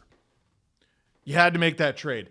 The trade sucked, but It was the most Kyle Dubas trade of all the making Kyle that Dubas trade trades. was the greatest chance for the Leafs to have success and for Kadri to have success. Kadri got that success and took 0 lessons from it, unfortunately. Anyone who called me a liability can kiss my ass. Avalanche fans, the year before, you mean? It's extremely frustrating, but that is an example of a divorce that needed to happen, and the Leafs came up on the short end of the stick. Hope that doesn't happen with Mitch, but one thing I know could not happen is this continuing. Yep. Can I say this about the other side? Give it to us. I'm taking Edmonton in a 7-game series against the Vegas Golden Knights, currently constructed. I am too. All right. I think if anybody watched that series, dude. I don't think Mitch Marner in that series wins it. I think really, Edmonton's still They're not better. a Mitch Marner away Yeah. against the Oilers. I think They're they not. need. I think they need more changes. Well, they're also down Alex Pietrangelo, and I think there's a lot of people talking out of both sides of their mouth, like, "Wow, Vegas is a wagon," and Alex Pietrangelo is going to be in the Hockey Hall of Fame. So, sorry, they're losing a tail end of prime Hockey Hall of Famer Yeah. who won you a cup 3 years ago on the right side. Oh, yeah, those grow on trees. I really liked Vegas going into that series, and they disappointed me on the ice. And I think I got to rethink what I think about Vegas and those pieces there because they are older. You know, it's not the same team that won the cup. And I'm also curious who's going to finish for them. yeah, A lot of playmaking. I know, like Dorofeyev and that sort of thing. It's great, but Dorofeyev. You it got can't just be him. I think you have to put Mitch with Carlson. I do. Yeah, or, yeah. or Yeah, Hurdle, which but by the would way say I Carlson. love because Carlson's a finisher. yeah. or Hurdle, but That's a good line. I just my don't think God. it's better than Leon and Connor and everything they got going on in Edmonton. And that's the bar, right? If you're in the Western Conference, it's like, can we beat Edmonton?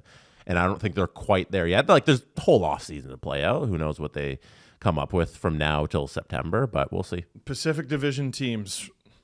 Let me give you 3 words of advice: forecheck, forecheck, forecheck. Yeah, Crumble. it's going to be Vegas will be very interesting, and we won't know, just like with the Leafs, till the playoffs. Show is brought to you by BetterHelp. Now, listen, as we head into summer, it's a good time to reset and rethink our priorities because fall, for me, as I always say, is like the start of the new year. That, for me, is the start. And so you want to kind of go... Calendar disagrees with I know the calendar disagrees, but that's how I look at my year because that's when hockey starts and we come back full time, whatever. And so maybe this summer you have a second opinion on your life. Oh, you know what I get bad every year? The September scaries. Do you get that for like just because of going back to school and stuff like that? 100%. The September. No. Well, it's not for school. Although I'm sure I did used to get it, but for the hockey season, Really? September scaries. Do you feel like you just can't do LFR anymore? You're just not good enough? Well, what if I forgot? What if you forgot? What if I forgot and everyone hates me? That's possible. Hey, you never Just talk to a therapist about that. 100%. Maybe. That Yeah, therapist I will know. be good. BetterHelp helps you with that. And the great thing with BetterHelp is that it works within your schedule. And you're probably going to be on vacation this summer. You're probably going to be working weird hours and I'm off this day and I'm not on this day, whatever. The great thing is whatever country you're in, if you can get an internet connection, you can do therapy. And you can also do it via phone or just even via text, like just typing, that sort of thing. And there's also therapists for just about every sort of specialty that you need because not everybody just needs like generalized therapy. Maybe you need something a little bit more specific.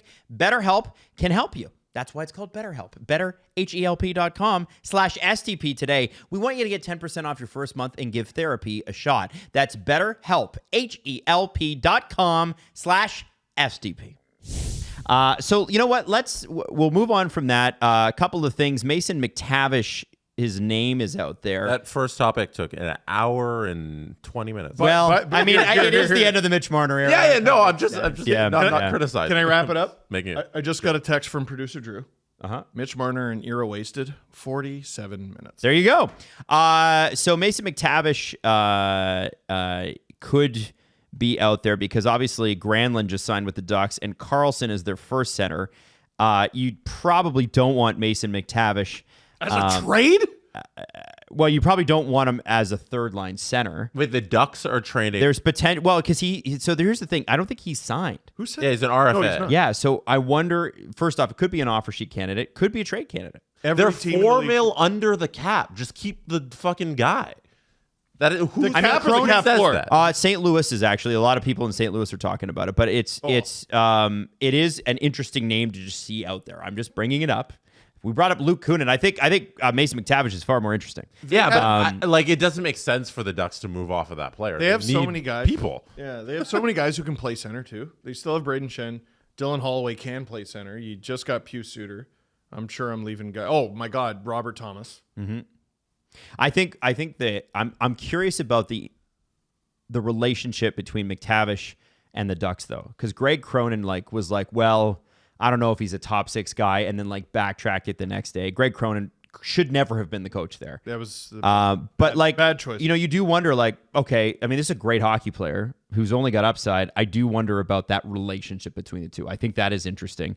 We're apparently going to hear about Nikolai Ehlers later today. We keep waiting, and we keep hearing it hinted at, but it has not happened. Every yet. insider yesterday was like, today's the day Ehlers signs. Stay tuned. And then the whole day went by. And then today, everyone's like, today's the day. What if they just don't know? Yeah. I do want to say that Pius Suter signing in St. Louis when Vancouver could have just kept him for $4 million over 2. It's a pretty reasonable deal. It's a super reasonable deal. And what I like about Suter is you can play him on the wing, but he's a center.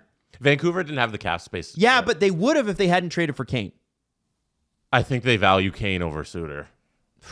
And I don't hate them for that. They need size and what Kane brings. Yeah. I think they could have also used Suter. I think he's a little too expensive for them. Yep. Right? You're a frequent Philip Hedl injury away from Teddy Bluger's your second line center. And that's a problem. Bless Teddy Bluger. Yeah. If there was a Dakota Joshua move out there earlier in free agency or leading out of the draft, and you move off of that contract, then I'm like, yeah, bring back Suter, but they didn't do that move. And I think maybe they should have. If there's criticism there, like there's contracts you could have moved out, and that one in particular to bring back Suter. I need Ehlers to sign because forget the Ehlers news.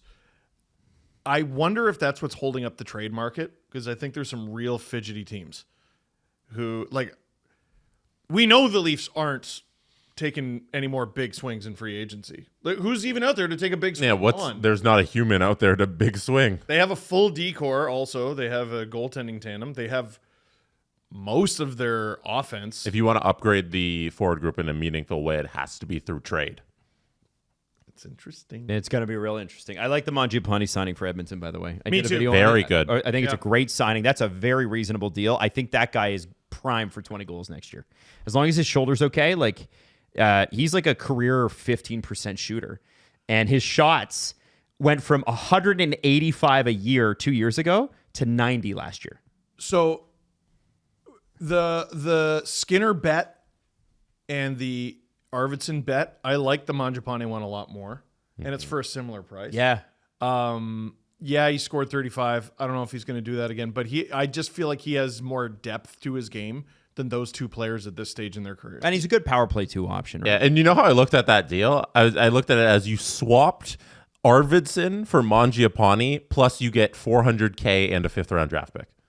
Because Arvidsson made $4 million. They traded him to Boston and got a 5th in return. That's a really good way They used that $4 million that they got from dumping Arvidsson to sign Mangiapane for $3.6 million. So you get $400K back, plus a better player in my eyes. I'd rather have Mangiapane right now than Arvidsson because I think he fits in better with the Oilers. Plus you got a free 5th. Yeah. What a spectacular couple moves. It's considering this was like a thing that you needed to have happen. That's a pretty good outcome. Well done. Yeah, I like that. I like that a lot. Last thing here. Just want to make sure we got through everything.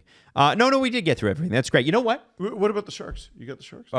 Nick Leddy has been claimed off of waivers, and they also signed Dmitry Orlov, who was awful in the playoffs, but don't worry, probably not going to be an issue for them this year. They do need veteran help, and the only thing I resent the Sharks for is helping out Doug Armstrong.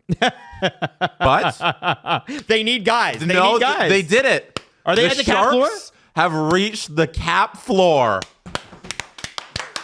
The future is TEAL. They are $2 million above the floor. Wow.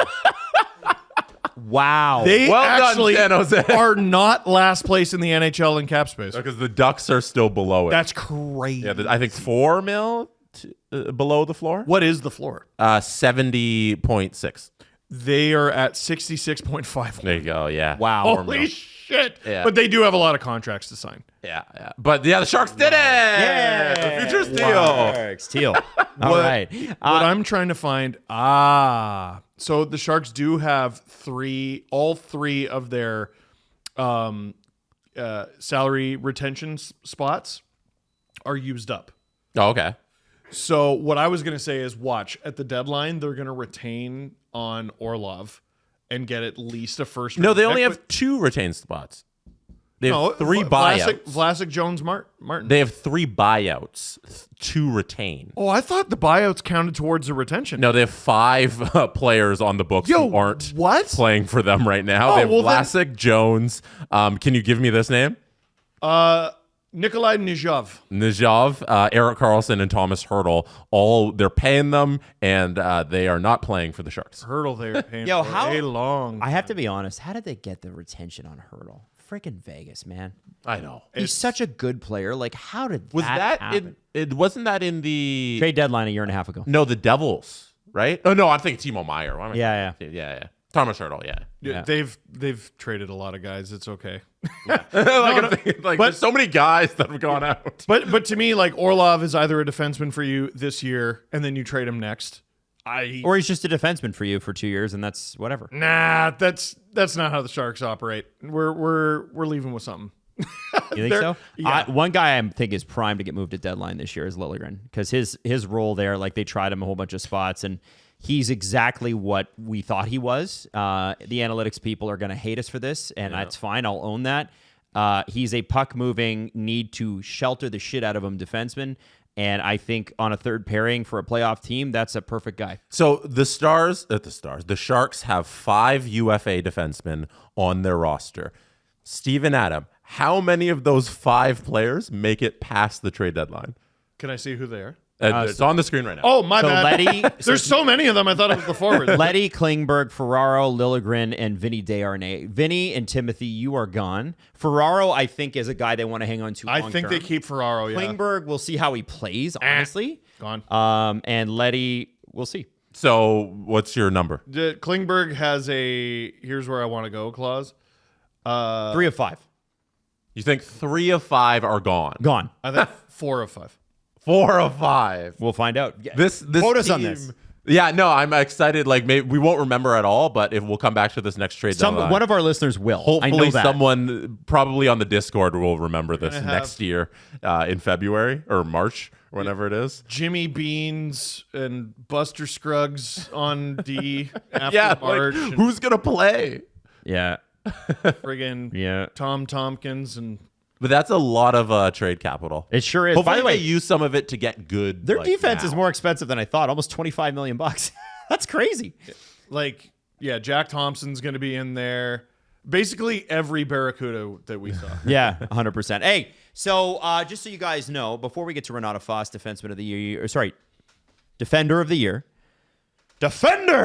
of the Year from the Toronto Sceptres. I just want to mention that we will be going down to 2 episodes a week starting now. So Tuesdays and Thursdays till the end of July.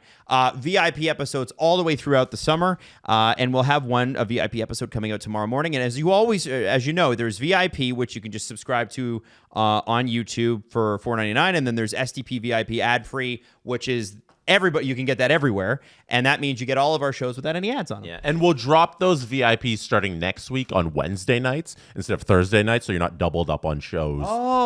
Come the Thursdays when we do that. So we'll do Blake, everybody. So we'll be Tuesdays, Wednesdays, Thursdays. Exactly. If you're a VIP. Exactly. Yeah, which I think is a lot better than a double Thursday. 100%. Okay, so let's get to Renata. Shall we bring her on? Yes. Woo!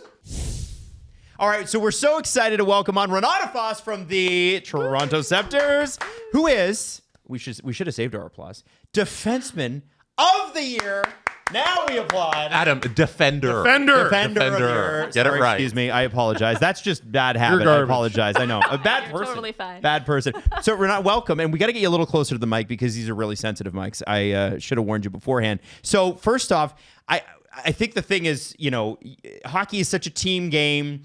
And I know you're going to make it about the team, but that had to feel pretty friggin' good, right? I mean, yeah, it was pretty special. As hockey players, we always bring it back to the team, but it was a good year. I felt like personally I took some strides, which I was happy with. I went in with some goals to try to be more offensive, and I showed up on the score sheet more, which was great. And but I think I still kept it safe on the defensive side of the game. So I was happy with my own individual year. And obviously the girls were a huge part of that as well. I don't think you're known for your toughness, but you led the league in hits. I did. Right? Yeah. It's 63 hits. You led the league. Yeah. Like, what is that like going out there and throwing the body? Like, is that an important part of your game? It's so fun. Yeah. It's like one of my favorite things that the PW has done to the women's game is allowed for us to have a little bit more body contact. I like that we don't line people up open ice and hit that way, but I think like we should have the green light along the boards if you take a good angle to hit a player and rub them out. So yeah, I love it. It's my favorite part. How'd you figure out you were good at it? Well, I think I played the line a little bit before we were allowed to do it. So, so I was in the penalty box a lot before, not to say I still was this year, but yeah, I think I just always played with a physical edge, and then this just opened the floodgates a little bit. Awesome. So I got to ask, because, being a defenseman, being kind of rugged and that sort of thing, you're going to get people who are pissed about that. So who is the best chirper in the league? Like, who's got the best lines? Who's got the one that you're like, man, I know they might embarrass me tonight with the line that they have or something like that? Yeah. Is there somebody out there who's got really good, good on ice banner? Yeah, there's definitely people, but I want to say like my own teammate Emma Maltese is probably really the biggest. But because she seems so nice. Well, firecracker. Firecracker's the right one. Yeah. Sometimes in between periods, she'll tell me some of her like chirps that she says to people, and I'm like, Emma, like, how do you pre-plan this? She's like workshopping material with you. Yeah. I'm like, this is crazy. But I would say actually a sneaky one, Rebecca Leslie. She chirps out there on Ottawa Charge, and she used to be our teammate. Like, so she can chirp. Well, that a little helps bit. though. I think sometimes when you know somebody, info. right? Yeah, they have some dirt on everyone. There's a couple players on the Charge there that kind of toe the line with a lot of things. Yeah. Not to get into specifics, but yeah, a couple big hits they laid in the playoffs there that weren't the greatest. Yeah. So like this is a big year for the PWHL. I mean, it seems like every year is a big year for the PWHL, but now you're 2 seasons in. Season 3 is going to have 2 new teams, and the expansion was aggressive, like in terms of players that were taken. And I think specifically for us in Toronto, Sarah Nurse, seeing her leave sucks, right? She's not only is she a great player, but she's a fantastic ambassador for the sport. Yeah. And so I guess from your perspective, how hard is it to see a player like that kind of leave in that fashion? Because, I've never got the chance to talk to any player about expansion. It's sort of like, well, we're just going to take you because we can, right? Yeah, it's been a crazy couple weeks, honestly, in the PWHL, just between the expansion draft and then the entry draft and everything. There's just been so much player movement. But I would say like a player like Sarah Nurse, when you think of Toronto Sceptres, for a lot of people, that's who they think of. So obviously that's a huge move, and she's a big part of our team for what she brings, and she's a huge ambassador for the sport. So it's very difficult, but I think it's also a great opportunity for the league to have a player like that in Vancouver to start a franchise. So obviously extremely difficult for us as a team, and it'll be hard to fill that gap. But it's been a crazy couple of weeks. I'm like constantly loading my Twitter to be like, who's going where, what's happening. It's been nuts. Yo, me too. Imagine you have been. What has it been like? Because we were talking. We know we've spoken to each other on the phone before. We don't remember when it was. No. And I was trying to do a little history, like trying to figure out how many years ago it was, and I was like, okay, well, if it was around here, that's when the N-dub folded, and if it was around here, that's when the C-dub folded, and that's a. How is it to have a little bit of? I know we were talking about the league being a little chaotic because of expansion and everything, but you actually chaotic have for good reasons. Some stability for the first time. Yeah, it's actually been incredible.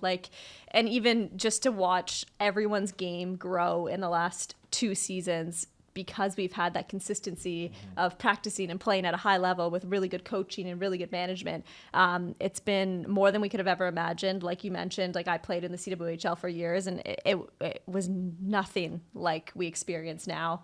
And so it's just been so great to wake up every morning and all of us, all 23 players on our roster, can go to the rink and just focus on hockey. Before it was like, okay, maybe you had the national team players that could only focus on hockey, but everyone else had a million other things going on to make the money they needed. But now we have a full team that's coming and training professionally. So it's so great. And you're seeing how much the game's growing, even from the pro level. Girls are coming out of college and they're still developing, and that's just going to continue, and the game's going to continue to get better from the grassroots all the way up.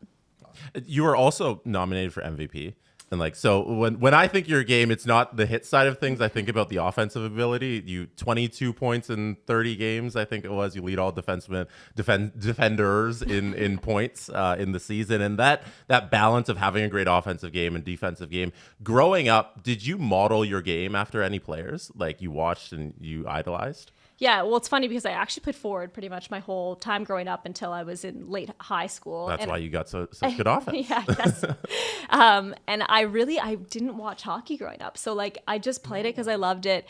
But I would say that Cheryl Pounder and Becky Keller were two women in the city of Burlington who did summer camps, and they were around the rinks a lot. So they were two people that I looked up to. But I wouldn't say, like, I modeled my game after anyone in particular because I didn't watch it really. Oh, but I feel like now it's changed so much. Like, now that went to university, I started watching hockey, and yeah, a lot of the time I was modeling my game after a lot of the men. Like, now I look at Cale Makar, Quinn Hughes; those are two players. I think of you as like Cale Makar. Yeah, of the PWHL. I love watching them play, but I think it's incredible to think that now young girls can watch the PWHL and aspire to be like some of us in the league and play like us. Yeah. So I mean, I didn't really have that growing up, but I think there's so many options for players now to look at our games and model their game after us. I just have to say, just as a total aside, and we were not planning on bringing this up, that you mentioning Cheryl Pounder, I think she's a phenomenal analyst. Yeah. And and what Cheryl does so well is she's able to take something complex that you probably would have missed and just boil it down to, here's simply what happened, and this is what led to this, which led to the thing that you actually remember happening. And for a guy like me who has terrible short-term memory, it's great. But also, I wanted to ask, so you did her camps. What's she like? What's it like to be coached by? Because she seems like she's very intense, like very much detail-oriented. Passionate is the word? Passionate. Okay, all right. Yeah, well, I was quite young, so I just remember being like in awe. I was a little bit scared, for sure. I was scared of her, for sure. But I think what's so cool now is that now that she's broadcasting so often, I've actually got to like shadow her on the broadcasting side of things. So it's like a full circle moment. It went from like being scared of her as like an 8-year-old on the ice as she was like the coach and like had Olympic medals, and now to like be in a position where I can have conversations with her and learn what she's doing now. But yeah, I was 100% scared of her, but she's incredible. I think she's doing great work. In a good way. Yeah. You got to be a little afraid of your coach. It was the passion. I was just like, oh my God. And you've mentioned a couple of times the national team. The Olympics are coming up. Yeah. And that's got to be something you're preparing for and hoping to be a part of, I'm assuming. What's an Olympic year like for you? How does that change your training? Does it change your training? What's your day-to-day like now versus, say, last year? Yeah, oh, for sure. Well, this is a little bit different because this is the first Olympics we've had where we've had like a true pro league happening like this. So it's a little bit with Hockey Canada. They're going to take about like 30 girls and have like 2 weeks on, 2 weeks off starting end of August of training up until our league starts in November. So there's going to be a lot more commitments from a Hockey Canada side just to like get us prepared and get us together, and then also so they can make selections. So yeah, like off season for me right now, it was pretty quick. I took like 3 weeks off after season just to like relax, not do a whole lot. But now I'm like right into you said you crushed a big workout this morning. Did. What were you doing this morning? I was doing some hill sprints. I was doing some chin-ups. Honestly, I laid down after the workout on the gym floor, and I was like, am I going to make it to Toronto today for this? I'm so tired. You could have canceled on us. We would have been okay with it. I'm feeling great Steve's now. like, yeah, me too. Right, Steve? The reason I made that sound is when you were like, oh yeah, I had a big workout this morning. I'm like, well, I'm sure we're going to talk about it and maybe I'll get some tips. And then you're like, so I started with Steve's least favorite thing. And I'm like, okay, yeah, no. And I moved on to the thing that Steve could never do, which is the pull-ups. And I can't either, by the way. I looked at when they brought up the MVP sort of thing, Jesse just flashed across the screen. You averaged 25 minutes a night, basically. Mm-hmm. What's your recovery like? What do you do after a game and the next day after 25 minutes on average? No one in the league played more minutes than you? Is that correct? I don't know. Is that what the stats say? I think that's what it said. Come on, Ron. You don't know that? Yeah. You don't know that? We got a thumbs up. Okay, all right. Yeah, so here's the thing about hockey players is we know you guys know your number. I know. You got a Connor Brown story with that too, where remember his plus minus? It's Connor Brown, Peter Holland, like so many. You're all liars. You all know. Tell the story. You all know. Oh, because he had a really good season. I was like, yeah, but the season before, and he just cuts me off. He goes, you can say it. I'm like, what? He's like, I was a minus 72. I'm like, yeah, you were, man. Yeah. So anyway, The conditioning. What's recovery like? You know, what do you do? Do you drink a power shake? Is it like you eat a salad? Like, what do you do? Eat a salad. No, not a salad. Okay, all right. Because I don't like salads that much either. You can tell. But what is it? Yeah, no, protein shake right away. Got to refuel right away. So yeah, I find I just get into a pretty good routine. I like to roll out and just like socialize with the girls at the rink after and have my protein shake. And then, after that, it's get into the Normatec when you get home before bed. Those are the compression pants? Yeah. I was just about to ask about that. Yeah. Okay, great. I don't sleep after games though. So if we have like a 7 p.m. game, I won't go to bed till like 3 a.m. Like I'll just be like laying there like, yeah, you can. Because You're just too hyped up. Yeah. Yeah.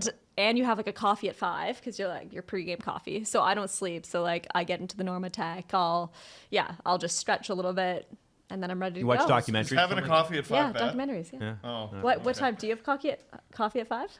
maybe 6. Okay. Oh, really? Well, if there's a stream. So I'm like, I got to do a stream. And you're like, yeah, cool. I got to fly around for 25 minutes against the best players in the world. Before we started this, I mentioned that you lived my dream Yeah, a couple weeks ago, and I didn't tell you what it was, but you threw out the first pitch at the Toronto Blue Jays game. Since I've been a little kid, I've always dreamed about throwing out the first pitch. What was that like? Look at that form. I know. Like pointing to my target. 85 straight down the middle, piss missile. Okay, so it was super cool, but Oh. I would say I was quite nervous, and I like said to my husband before, I'm like, okay, we need to throw a ball because like I don't really remember the last time I threw a baseball. So all we had in the house was a softball, and I was like, that's got to be similar. And then I felt the baseball when I got to the field. I'm like, this is so much smaller. Yeah. But yeah, it was super cool, and I thought I didn't know who I'd be throwing it to, and then they were like, you're gonna be throwing to Vladdy, and I'm like, I'm throwing to Vladdy. Like that's pretty cool. Yeah, so it was pretty special.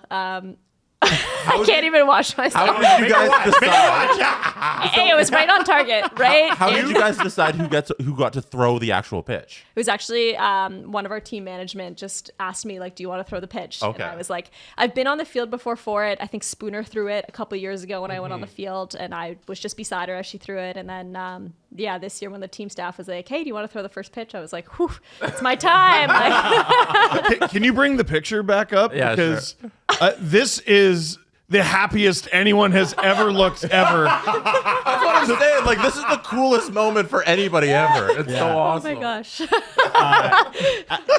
Are you one of those? And I'm going to say this. So Jesse is a pretty good athlete. You can put him into anything and he's going to figure it out. Are you annoying. one of these annoying athletes that's just like, oh, I picked it up yesterday and is the best person? Or, are you one of those? I mean, I'm really competitive, so like, Yeah. I try to be. So what's something that you've tried like first day and then instantly were sort of just good at? Because like I notice it too, like with athletes like water sports, things like if you take somebody who's really good at hockey and you put them on water skis, boom, they're up. Yeah, like stuff that was me. Yeah. you were Drop the ski right away. On Can you start on one ski? No, I'm still working on that, but I Still barely got you beat do there. it. Yeah. Still got you beat there. That's cool. pickleball? Yeah. Okay, pickleball. I haven't played enough, but it's something I think I'd love. I've only played a couple times, but I play against my husband, and like he played hockey. He's a really good athlete, so he keeps me humble. Because when I'm like, I think I'm good, and then I play him, and he's like barely moving because he's like his arms are so long, and I'm like, well, and he's like, I don't even have a sweat, and I'm like, well, you're so big, so I'm sorry. That's when you hit him right between the eyes. Yeah. I'm like, I'm trying. I'm sorry. Yeah, and so another thing on the Sceptres, just very quickly here, because you've been so generous with your time. We really appreciate you coming in. Natalie Spooner re-signed for a couple years. We've known Natalie for a long, long time. Love her. She's always been so gracious with us.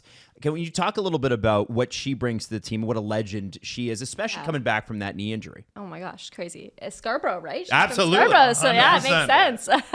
No, Spooner is... I've played with her for a while now because I played in the CWHL and the Furies with her, but she's just such a special teammate. You don't get people like her very often. Like, she's so bubbly, she's so positive. Like, any adversity that comes her way, like this knee injury, like coming back after having Rory, like she's had some big battles in the last couple of years and comes to the rink every day with a smile on her face, ready to work. She's she just to see her have that incredible MVP season Yeah. in the inaugural year, and just everything she touched was going in the net was really, really cool. But so it's great to see her sign for 2 years. I think a lot of teams were after her just for the type of player she is and the leadership that she brings. But we're lucky that she's staying here with us. Yeah, absolutely. Well, Renata Fast, and also I have to mention, you should sign up for The Beacon, which is the Sceptres newsletter. And I was told before that you guys have a wait list for season tickets, Unreal. which is incredible. And the fact that you guys moved to a bigger arena and still have that wait list really says something. Thank you for the effect you've had in this city, selling this team to the fans, not just playing for it. Because I've got a little girl. Her first game was a Sceptres game, not a Marlies game, not a Leafs game. It was a Sceptres game, and it really did. She's not the most athletic kid. She's afraid of everything, but it really did kind of set her on that. Yeah, I think I want to try at least skating, and so having you guys there and seeing this grow, this is really, really cool. And we're big Jana Hefford fans here too. So long time. We think the world of her, so congratulations on all your success, and we're looking forward to season 3. Thank you so much. Appreciate it. The Steve Dangle